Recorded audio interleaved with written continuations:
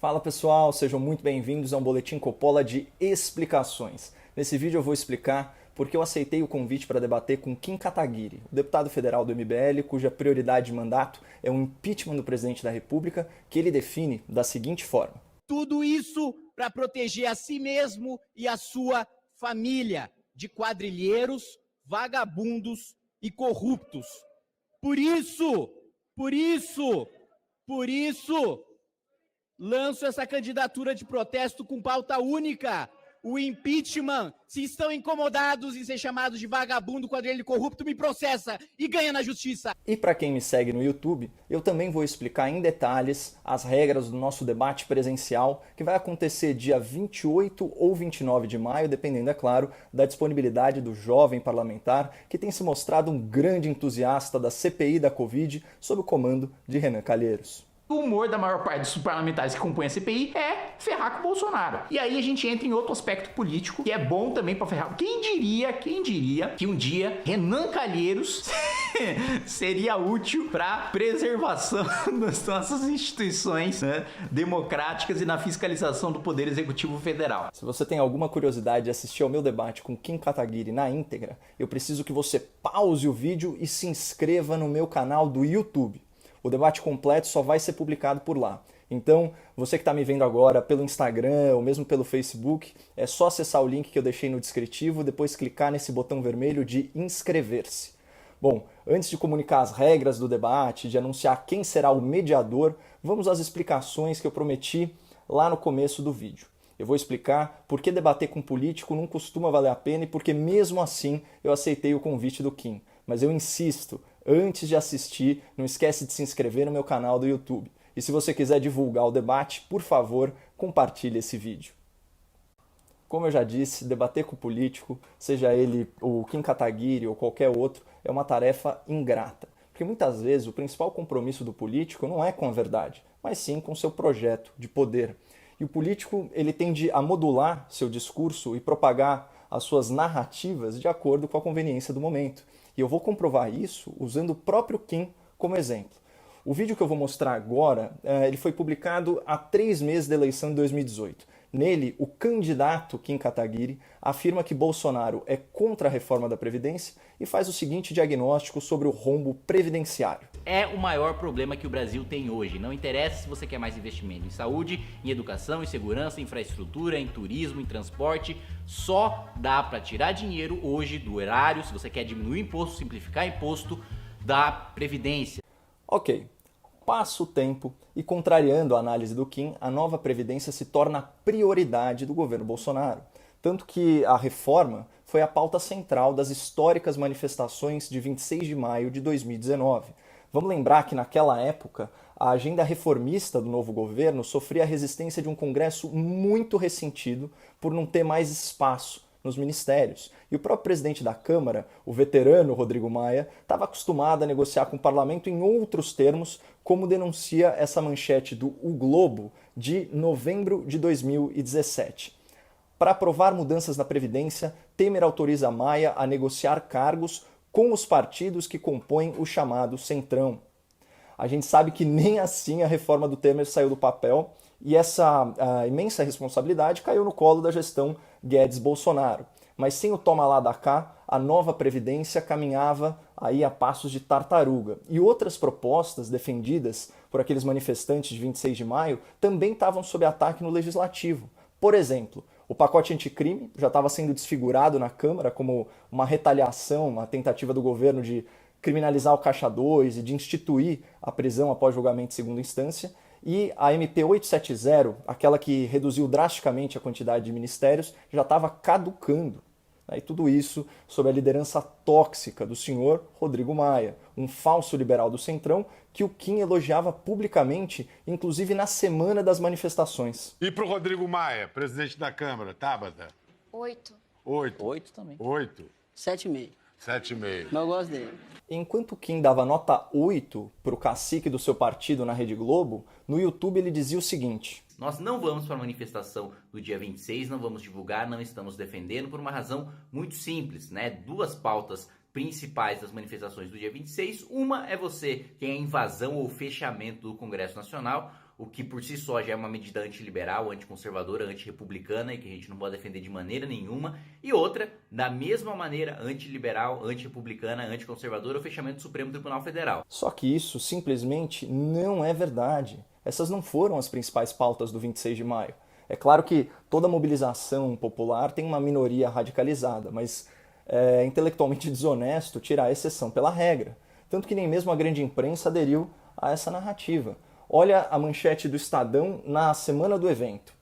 Quais são as pautas da manifestação em 26 de maio? Previdência, pacote anticrime e MP 870 estão entre as principais. Ou seja, nada de fechamento do Congresso ou de ataque às instituições. Na verdade, quem defendia ou defende essa pauta mais radical de um expurgo total do Supremo Tribunal Federal era o mentor político do deputado Kim Kataguiri, o ativista Renan Santos, fundador e líder do MBL, o Movimento Brasil Livre. O Supremo está fazendo um golpe de Estado. Então esse aqui é o comunicado do Movimento Brasil Livre. Espalhe esse vídeo. Logo mais vocês terão todas as ações que serão tomadas. Mas temos que ir às ruas antes do Natal. Esses caras não podem ficar impunes e todo esse Supremo tem que ser derrubado. Este vídeo, que é potencialmente criminoso, foi seguido de outra publicação do MBL intitulada Precisamos Destruir o STF. E o que esse conteúdo mais reacionário escancara pra gente? Ele comprova o radicalismo e a agressividade do Movimento Brasil Livre quando lhe é conveniente. Ou seja, aquela justificativa do Kim de não endossar medidas antirrepublicanas era falsa. Kim Kataguiri e o MBL não aderiram à manifestação de 26 de maio porque seu interesse maior não era aprovar a reforma da Previdência, mas sim aprovar a reforma da Previdência sendo eles protagonistas desse processo. Isso fica nítido nesse outro trecho aqui. Se fosse efetivamente para apoiar a reforma, bastava já fazer a manifestação junto no mesmo dia que o MBL, dia 22, já vai organizar. Na boa, pessoal, se a pauta é a mesma, que diferença faz quem convocou a manifestação? Mas tirando de lado a disputa por holofotes nos movimentos de rua, o fato é que o MBL não aderiu à manifestação histórica de 26 de maio e, pior, fez campanha de boicote nas redes sociais e na imprensa. O resultado foi esse aqui. Nós não precisamos do MBL, correto? Vocês precisam do MBL? Precisam do MBL para quê? Realmente, como disse o youtuber Nando Moura, do Alto do Carro de Som, a ausência do Movimento Brasil Livre não fez nenhuma diferença. Milhões de pessoas foram às ruas do país de forma pacífica, de forma democrática, pressionar o Congresso pelas reformas. Mas o que eu quero que vocês percebam aqui é como o discurso e como a ação política do MBL se transformam a serviço do seu projeto de poder e dos seus interesses eleitorais. A Previdência nunca deixou de ser o maior problema do Brasil, mas quando a reforma se tornou a principal bandeira do governo Bolsonaro, o MBL não só faltou à manifestação de apoio, como ainda tentou atrapalhar, acusando os outros do seu próprio radicalismo reacionário contra o STF. E por que isso? Porque o governo Bolsonaro não deu espaço ao MBL. Diferente, por exemplo, do governo Temer, que até hoje é elogiado e bajulado pelo movimento, apesar de tantos escândalos e tantas denúncias. Só para refrescar a memória de vocês, houve uma época em que o MBL não ofendia os apoiadores do presidente. Pelo contrário, por meses e meses a fio, eles produziram conteúdo amigável ao bolsonarismo no intuito de aumentar o seu público e monetizar a audiência. E ganharam muito dinheiro com isso. Mas o objetivo mais importante eles não conquistaram: exercer influência no novo governo. A partir daí, a mudança de postura foi total. Vocês querem um exemplo chocante? Antes do Kim Kataguiri se tornar o maior fiscal das receitas e despesas da família Bolsonaro, vejam o entusiasmo com que ele defendia o patrimônio imobiliário do presidente da República, fazendo conta de padaria em rede nacional. Se você enriqueceu na política, você é ladrão, não tem meio termo. Quem Não, entende de ele política... era... Desculpa, ele- o cara ele- tinha 2 ex-mulheres pra pagar pensão e 3 filhos pra criar. Ele era e cabo e, ele de repente ganhava- passou a ganhar 30 pau por mês como Uau. deputado. Você acha que dá pra você conseguir 13 imóveis com 30 pau por mês? Por mês? Durante Você acha? 30 anos? Você acha que dá? Meu Deus, se Você você acha tiver um que dá? mínimo de noção Pagando de, duas educação pensões. financeira, Se você você tivesse consegue. no- Isso dá no mínimo, milhões. sem corrigir pela Milhões. inflação, dá no mínimo 6 milhões de reais. Sem corrigir. Porque se a gente corrigir Agora você mais o colocou na sua rendimento, conta que dá mais ele de 15 tinha milhões. duas Dá mais de 15 milhões. expedições. Como vocês acabaram de ver, era uma defesa bem enfática. Mas essa fase de militância bolsonarista do Kim se encerrou tão logo o MBL foi escanteado pelo novo governo. E gradualmente o movimento encontrou um terreno mais fértil na oposição e se radicalizou. Embarcaram no bonde do impeachment, se referem ao presidente da República como um genocida, insultam ministros gratuitamente, chamam seu antigo público de gado e ignoram todo e qualquer resultado positivo do governo. Tudo isso de forma deliberada e orquestrada, numa campanha de difamação e desinformação que não se limita a agentes políticos do governo e atinge também formadores de opinião que não estejam alinhados com o MBL, como é o meu caso. Já são dezenas e dezenas de vídeos deles me ofendendo, me difamando e mentindo a respeito das minhas fontes de renda. E essa cultura de agressividade, de intolerância política, está alimentando uma militância jovem que mal percebe que está sendo doutrinada e instrumentalizada a serviço de um projeto de poder. Um projeto de poder que coloca os interesses do MBL muito à frente dos interesses do país. E para perceber isso, pessoal, a gente não precisa questionar tudo, basta questionar um pouco. Vamos lá, se o intuito do MBL era realmente ajudar o Brasil com a reforma da Previdência, por que boicotar a manifestação de 2019? Se o MBL acha que o STF está dando um golpe de Estado e tem que ser derrubado, por que não apoiar milhões de pessoas que se mobilizaram pelo impeachment do ministro mais autoritário do tribunal? Se o movimento repudia tanto o Centrão, por que eles estão se articulando com esses partidos para a candidatura do MBL ao governo de São Paulo? E se o objetivo maior é evitar que o petismo volte ao poder, por que focar a maior parte dos seus esforços em destruir o atual governo e paralisar o país há 18 meses da eleição, ao invés de trabalhar por uma alternativa que seja viável? Olha, para quem já está nessa há mais tempo, é muito difícil acreditar que o MBL vem agindo por convicção, por patriotismo ou em nome de uma causa nobre. O que nós vemos é uma busca incessante e inescrupulosa por influência e poder em antecipação à corrida eleitoral de 2022. Mas justiça seja feita. Apesar do Kim Kataguiri ser um político leal a esse ambicioso projeto de poder do MBL, ele nunca me insultou e nunca me difamou com a mesma virulência dos seus companheiros de militância. E além disso, de todos que eu conheço lá do MBL, ele é, de longe, o mais inteligente, o mais preparado, o mais respeitado e o mais relevante na cena política nacional. Jogando a real aqui para vocês, a impressão que eu tenho, do Kim, impressão pessoal, é de um jovem que está desperdiçando um imenso potencial, andando em má companhia e escolhendo as brigas erradas. Mas debater é muito diferente de brigar. E como a nossa convivência pública tem sido respeitosa até o momento, assim que o Kim me convidou para o debate, eu aceitei publicamente, pelo Twitter, e no mesmo dia liguei para ele. A única coisa que eu coloquei para o Kim é que eu tenho todas as razões do mundo para desconfiar do MBL e também não quero dar muito palanque para um movimento que me agride gratuitamente há vários meses. Por isso, eu fiz questão de um debate presencial, que só vai ser veiculado no meu canal, com regras claras e mediação profissional de alguém que nós dois conhecemos e respeitamos. A propósito, eu já posso até adiantar quem será esse mediador, o apresentador Paulo Matias, do Grupo Jovem Pan, que topou o desafio e ainda providenciou toda a estrutura para a gravação do debate, tomando as devidas precauções, claro, de distanciamento social e higienização do ambiente. Então, se você quiser saber as regras em detalhes, é só assistir o final desse vídeo no meu canal do YouTube. E se você quer nos ajudar a divulgar o debate, por favor, compartilhe esse vídeo. Um abraço, não perca as esperanças no Brasil e fique com Deus.